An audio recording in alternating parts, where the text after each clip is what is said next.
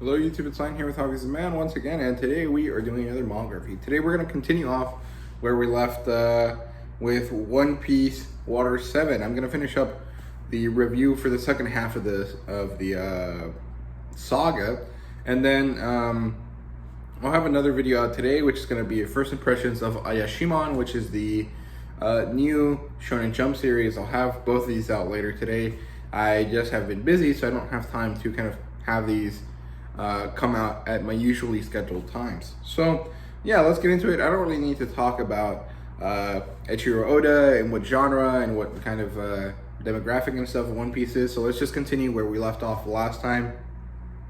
Water 7, after the Water 7 arc, literally just consists of Enies Lobby and post Enies Lobby, which is just 10 chapters that kind of wrap up the last bit of the action in Enies Lobby and kind of get us connected with the characters that we have seen previously that kind of just make up some kind of cute appearances right at the end there to kind of like justify, hey, these people mean a lot to a lot of different people, right? So that's basically more or less what happens there. So I don't know, I don't really think that I need to describe a premise here, but basically I'm gonna do it anyways because might as well. And the premise of this second half of Water 7 is basically that it's time to go get Robin back, right?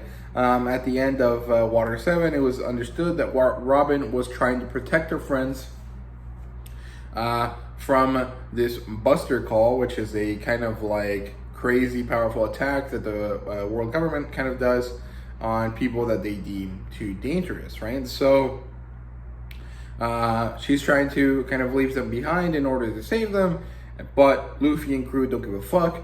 They're like, no, you're one of us. We cannot let you deal with your problems by yourself. And I really love that. I thought it was really good. And Enies Lobby was probably my favorite arc in this saga. I mean, Water 7 was great, but Enies Lobby really is where like everything fucking happens, and it's great.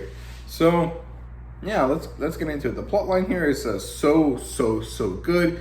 Enies Lobby was insane. There's a lot of good stuff here. It was very action-packed. There was a lot of stuff happening. There's a lot of emotions that were being felt. Everyone on the crew really needed to protect Robin. They were sure that she cared about them. They knew that everything that was being said about her, that she was a bad guy, was fake. They wanted to protect her, even if she was trying to protect them, right? Because they kind of decided that, hey, we don't need you to protect us, we need you to be with us, right? Which is, I think, is very kind of interesting and very powerful there. And yeah, so it starts with everyone, which includes the Straw Hats and the Gali Law Company and even the Frankie family, all riding this like crazy bullet train across the sea train tracks, which I think the train is called the Rocket Man or something like that, and I'm guessing Frankie built it because it feels like a very Frankie thing to do, just create like a crazy like runaway train, right? And they're all on it, and they have to go through a bunch of different kind of things as they're in the ocean. I'm pretty sure Zoro kind of ends up having a lot of moments where he just cuts through shit like crazy, and everyone's insanely like invested in it. Luffy punches a tsunami in order to get the train through this giant wave, which I thought was badass. I mean, it's insane, right? It's like when Jason Statham punched the Megalodon in the Meg, right? It's like crazy, insane. It makes no sense, but it's still badass and kind of fun. Like, I don't know. I thought it was really great. But eventually they get to Enies Lobby, which is this kind of world government seat of power, essentially. It's not the seat of power, but it's like right in front of it. It's basically the place where all of justice is conducted, right? And they get there and they realize that there's a lot of obstacles in front of them, and they have to plan out how to do it. And so they come up with this kind of a strategy, right? Which is everyone's going to storm the gates. They're going to open the gates by having the Frankie family and the Gali Law Company kind of take over all of that and kind of cause a distraction while the Straw Hats kind of move forward and continue onward. But Luffy doesn't give a fuck. He doesn't want to wait. He's like, I need to save Robin. It's my time now. And he just goes and fights by himself like crazy. I'm pretty sure he defeats like 600 different Marines before he gets there. And it's insane. There's some giants that show up. There's a lot of crazy different people. There's these dog guards that kind of ride giant giant dogs, which I thought was pretty fun. And then there's this guy that's basically like a Cerberus person, but he really isn't. And there's a lot of interesting stuff here. And really, the best part is near the end, when they finally get to see Robin, right? When they finally make it to the Tower of Justice, I think it's what it's called, and they're standing there, in front of her as she's being held by Spandam, and they're like, "Let us take care of you," right? And they have this whole kind of moment where Robin has a very emotional reaction. She's like, "Why did you come? What the hell's wrong with you? Why are you here?" Right? And we get to see Robin's backstory, which I thought was one of the saddest manga anime kind of backstories I've ever seen. And it made me cry. Like, I actually bawled like a bitch. I was like very invested in her story, and I thought that it was really meaningful. I don't know, it's just something about kids wanting the attention of the parents and not being able to get it for whatever reason that really kind of tugs at my heartstrings, and I just thought it was really, really good. Poor Robin didn't deserve all of the shit that happened to her, but I don't know, I really like her as a character. She really did become my favorite because of this arc, and there's a lot of things that I appreciate. I also really just appreciate the crazy amount of action that happens, and maybe the best or most interesting fight here was probably Rob Lucci versus Luffy. I think the introduction of Luffy's power-ups was really good. The whole Gear 2nd and Gear 3rd or Gear 3, whatever it's called. I don't know what the proper English version of it is called, but yeah, they're both interesting powers. They gave Luffy a crazy interesting boost, and I really appreciate that they kind of only work because Luffy is a rubber man, right? So it means that all of these powers and attacks are not general ideas, but rather things that Luffy came up with, right? So Luffy is an intelligent character now, in a very kind of specific kind of way, but he's not a total idiot, and I think that's really good. Luffy really needs some kind of intelligence to him because he's way too funky and kind of dumb sometimes, but that fight was really, really good. It was kind of interesting to hear Rob Lucci's backstory, and I really appreciated the way Luffy kind of just kept fighting and fighting because his friends needed him, right? That's just some of the best kind of shonen stuff, right? I mean, everyone talks about tropes and power of friendship and stuff like that, and you definitely argue that Luffy being able to overcome this crazy powerful guy was definitely a power of friendship thing, but it doesn't matter, right? It's not a real thing. It's not nonfiction, right? This is a fantasy story. It's okay to have funky ass situations happen, right? And I don't know, there's something really badass about it that I really appreciated. So I was really happy with how it turned out. Let me see, is there anything other big plot relevant things? I don't know. Enies Lobby was literally just fight after fight after fight, and there's a lot of stuff that kind of happens between the fights that I think is really important, but I don't really want to give everything away. So I think it's time to move on to the post-Enies Lobby chapters. And I thought these were really interesting. They were kind of like a nice change of pace for the crew. They got to have a little vacation, and we got to learn a lot more about stuff about the crew. We got a lot of interesting kind of development of who Luffy is and what his family is like. We got to meet Helmeppo and Kobe again, and fuck Helmeppo, but it's funny that he came back and he was like, I don't know, this cool kind of character. I don't know, I thought it was funny. And the most interesting part that happened really here was the Yonkos, which I think is Shanks and Whitebeard meeting up and talking, and then Ace and Blackbeard having a kind of a little bit of a fight there. I thought that was badass as fuck. Holy shit, Blackbeard is so intimidating now. Not that Blackbeard wasn't ever kind of a badass, but finally getting to see how powerful he is, it's insane. It's very, very cool.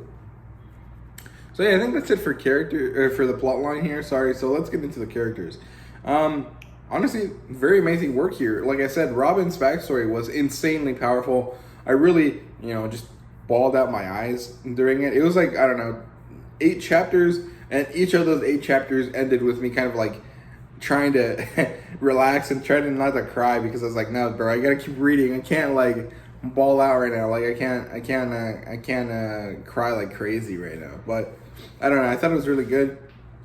I really appreciated all the character work with Robin.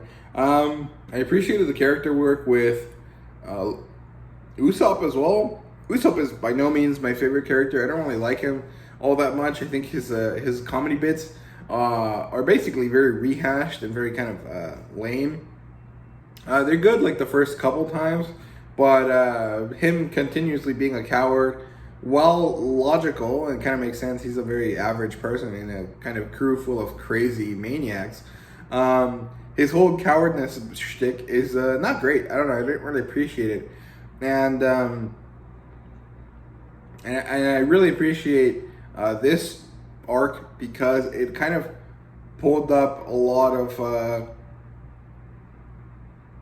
emotional strength for Usopp. I think it was very interesting to see Usopp being like, you know what, I disappointed my crew, I fucked up, and Robin needs help. I don't care that I'm a basic ass normal person.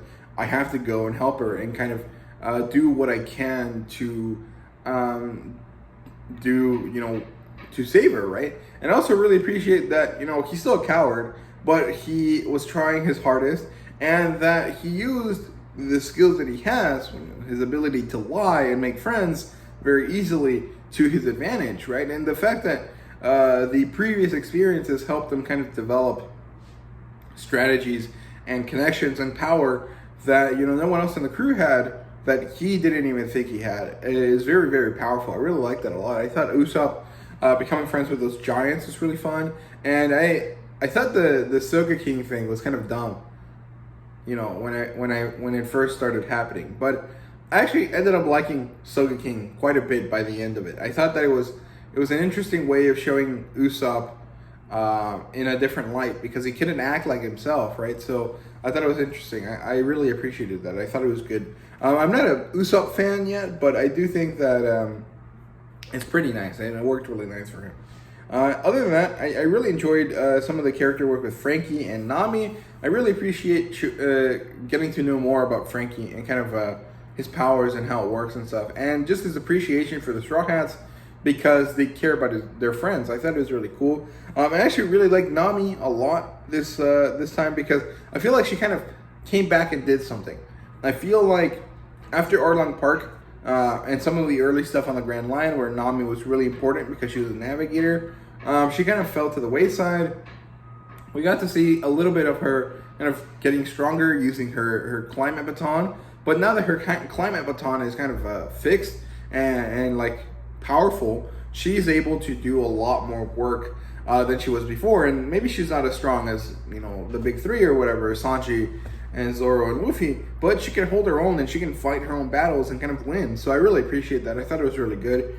She had a really cool, badass, Nami for the win kind of moment. I liked it a lot. And the most important character, the merry-go, or the going merry, whatever it's called. Fuck, man, they really tugged at my heartstrings too. Just like the ship wanting to join and being like, hey, I want to take you guys on every adventure that you possibly can, but I don't have it in me to do so, so I'll do it one last time and save you guys. And damn, dude, it was so badass. I thought it was great. The whole kind of aspect of it being alive was really weird, but I mean, in a world where people are pirates but they can't swim and they have magic powers, a living ship isn't really all that weird. It would kind of be like a gestalt, right? A spiritual mind that comes from the pouring of emotions into a vessel, I guess. So it's not really all that crazy. There's precedent for it. It's not really like a out of nowhere kind of thing. And I really did appreciate it in the end. I thought it was really good. I really liked that, the Going Merry was more than just a ship. It was a member of the crew. I thought that was really, really good. Probably the best moment for Usopp was when he yelled, there's one more crewmate left, and I thought that was really good. So yeah, overall, really like the character work here. Good to see Ace and Blackbeard have a fight. I thought it was really good. I don't really know Ace's kind of personality too much just yet, but him fighting Blackbeard kind of showcased Blackbeard's ruthlessness, and I thought that was really good. In terms of world building here, there's a lot of good stuff here. Buster Cole that shows that the CP9 and the world government are ruthless motherfuckers. Like, holy shit, those guys are insanely just horrible, very bad.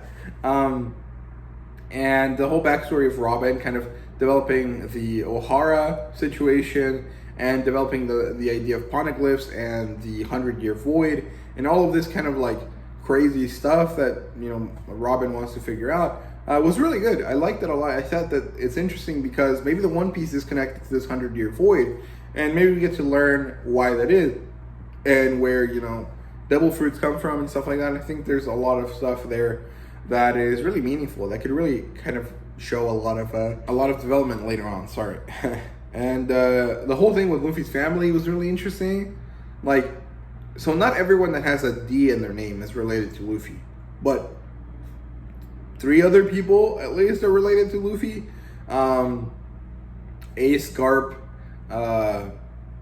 and his dad Dragon. So that's kind of interesting. I don't know too much about Dragon, but Garp was a fun character. I liked him. I thought it was kind of funny. I really appreciate that he was like, Luffy loved me, and Luffy was like, no, you punched me. And I'm like, I thought it was funny. I don't know. It's kind of like very dumb, basic One Piece humor, but I really did enjoy it. I also get a lot of old characters coming back for kind of cameo appearances, basically, which I thought was really good. We got to see the girl from Zero Village, Vivi, Nami's sister, and her stepdad kind of guy. And, you know, a lot of different people from, you know, the past adventures that I thought was really nice. It kind of shows that Oda remembers everyone that he kind of used as a character, and I really do like that a lot. I like how their bounties were kind of impacted. Luffy is, like, apparently super, super dangerous now because, you know, he basically took down the world government, or took on the world government, even if he didn't take it down, right? And Zoro's number 2, then it's Robin, and then I'm pretty sure Sanji and what's it called? And Chopper at the bottom. Chopper only costs 50 berries, which I think is hilarious. He's like, why am I only 50 berries? I thought it was funny as hell that he was just so sad that he wasn't like more wanted. And I don't know, I really liked it. I also liked that they couldn't get a picture of Sanji, so they gave him this like ugly mug. I thought it was pretty funny. I don't know, it kind of reminds me of King's Wanted poster in 7 Deadly Sins. So I'm guessing that's the guy that wrote 7 Deadly Sins was kind of inspired by this bit of Sanji for a bit of comedy. So I think it's fun. And yeah, overall, we also got the introduction of the Emperors and the kind of crazy Logia fruits that are kind of out there. And overall, the world building was great. In terms of art, basically the same thing I said last time, but last time I didn't actually notice that there's a huge improvement in the way characters are drawn from this saga to the previous one, or like from the previous saga to this one. Ace, the way his physical features are and the way he looks is very distinct from Luffy, even if he's his brother, and I really appreciate that because it means that Oda is really developing his art style as it goes on. I mean, he's been doing this for 10 years at this point, so like at the point of the end of Water 7, so it makes sense that he would be like very able to draw different kinds of characters. But I mean, early on in the series, everyone kind of looked similar to Luffy, right? So it's kind of nice that he's slowly developing the musculature and body types of all of the characters in a way that you really don't notice until you kind of like hyper focus on one specific character and you're like, holy shit, this is very different from before. So I thought it was really, really good. Very good action here, but I still had some difficulty kind of figuring out the action, kind of like how I'm supposed to read the action and where the impact of the hits are. But again, this is kind of probably going to go away as I get deeper and deeper into the series. The only problem is that sometimes I leave the series for quite a long time, and so I kind of lose the kind of familiarity that I had with it. In terms of fan service here, there's definitely a lot more than there was in the first half of Water 7. Khalifa basically becomes a character through which fan service exists, because she gets this soap fruit, and she becomes this kind of like mistress of bubbles, and so she ends up kind of doing a lot of fan servicey things with Nami while they're fighting. And so if you don't like that sort of stuff, I don't know what to tell you, man. I mean, that's just how it is. But I thought it was fun. I thought it was good. It did feel a little bit out of place, where like Sanji over here is like burning his shoes off, and Zoro's like trying to cut through like people's faces and shit, and then Nami's out here getting like touched by Khalifa. So I thought it was kind of weird, but it's just how it is. I don't know. I don't really have too much of an issue with it once I get over the kind of initial whiplash, right? So there you go. In terms of rating, this arc finally made it to 5 out of 5. Previously I had said 4 out of 5 because Long Ring Long Land was kind of a shitty chapter and I didn't like it. I thought it was a kind of bad arc. But by the end of NS Lobby and post NS Lobby, I really do appreciate everything that's going on here. So I really can't say that I don't like it, right? It's probably my favorite arc so far, or my favorite saga so far. But I guess I say this every time I read a new saga, so I don't know what to say. But yeah, I definitely want to kind of do a rating system of all of the arcs in the series so far. But I'll probably wait until I finish right before the time skip. But right now, I think the way chapters or the way arcs are organized in my kind of like off the top of my head list is NS Lobby's at the very top, Alabasta is second, then Water 7, and then Arlong Park. And then maybe Baratie after that. Baratie top 5. I don't know. I'm not too sure, but I do find that there's a lot of really good stuff here. And most of the arcs that I love are the ones that have the most characterization for the crew. So I don't know. I think that's really good. So yeah, that's it for me. I hope you guys enjoyed this video. If you did, please leave a like, subscribe, and comment down below. Let me know what you thought. And thank you guys very much for watching. I really do appreciate it. See you guys later.